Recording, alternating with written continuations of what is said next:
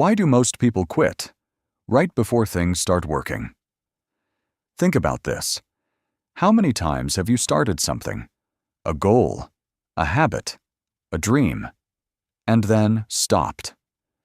Not because you couldn't do it, but because it felt too slow, too hard, or just not worth it anymore. But here's the strange part. What if you didn't fail because it was impossible? What if you failed because you were actually closer than you thought, and you just couldn't see it?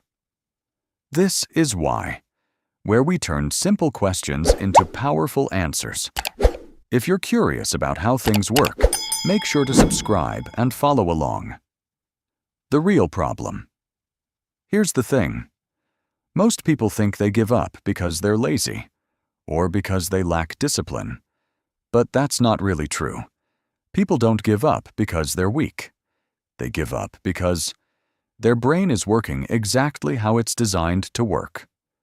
But wait, what does that mean? Think about this. Your brain has one main job, to keep you safe and conserve energy. That's it. So when you start something difficult, learning a skill, building a habit, chasing a goal, your brain doesn't see growth. It sees uncertainty, effort, risk. And it immediately thinks, this is uncomfortable. Let's stop. The invisible progress trap. Now here's where it gets interesting. Most people quit not because nothing is happening, but because they can't see what's happening. Let's break this down. Imagine you're planting a seed. Day 1. Nothing. Day 5. Nothing. Day 10. Still nothing. So what do most people do? They stop watering. Because it looks like nothing is growing. But underground, something is happening. Roots are forming. The system is building. Growth is happening, just not visible yet. And then suddenly, one day, it breaks through the surface. But here's the problem. Most people quit on day 9, right before the breakthrough. The Valley of Disappointment. You might be wondering, why does it feel like nothing is working at the beginning? There's actually a concept called the Valley of Disappointment. It's that phase where you're putting in effort, but results are still low, and it feels like a waste of time. Think about learning something new, going to the gym, starting a business, learning a skill. At first, progress is slow, almost invisible, and your expectations are high. That gap between expectation and reality, that's where people quit. But that's not the whole story. The expectation illusion. Here's where it gets even deeper. Most people don't fail because of reality. They fail because of wrong expectations. Think about this. We live in a world where everything feels fast. Instant results, quick success, overnight growth. So when real life doesn't match that speed, your brain thinks something is wrong. But nothing is wrong. You're just in the early stage of progress. Let's use a simple analogy. Imagine you're pushing a giant rock.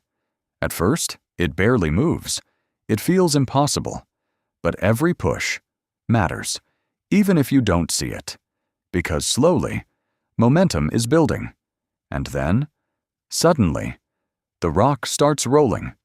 But most people stop pushing, right before that moment. The emotional side of quitting. Now let's talk about something most people ignore. Feelings.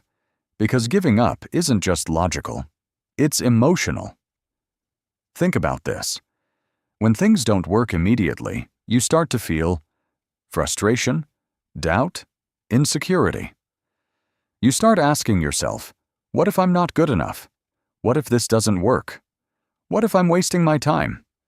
And here's the dangerous part. Your brain wants to escape those feelings, so it gives you an easy solution. Just quit.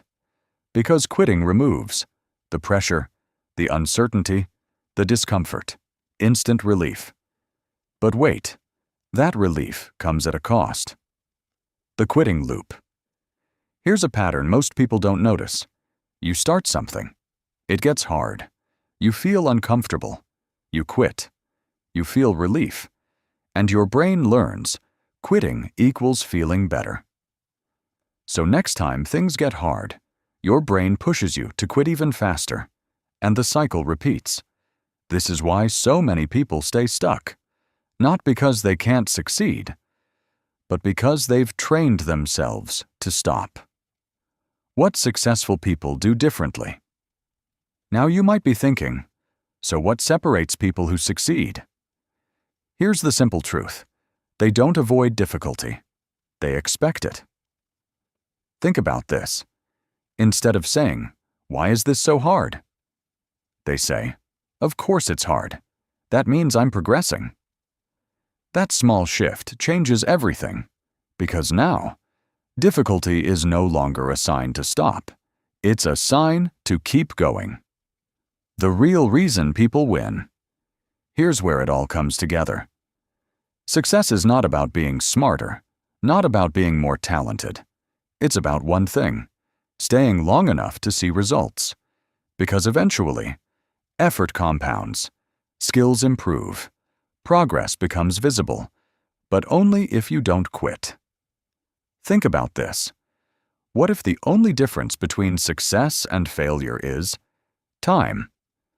Now let's bring this back to you. Think about something you gave up on. Maybe a goal, a habit, a dream.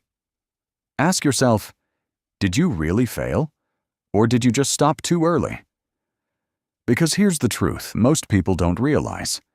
You were probably closer than you thought.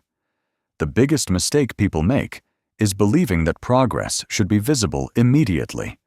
But real progress is invisible at first. It's happening in your habits, in your thinking, in your consistency, long before you ever see results. And the people who succeed, they're not lucky. They just didn't stop. So next time things feel slow or pointless, remember this: just because you can't see progress doesn't mean it's not happening. Don't quit on day 9, because the moment you're about to give up might be the moment everything starts working. If this made you think, hit subscribe and follow why for more simple answers to powerful questions. And remember, ask why, and you'll start seeing things differently.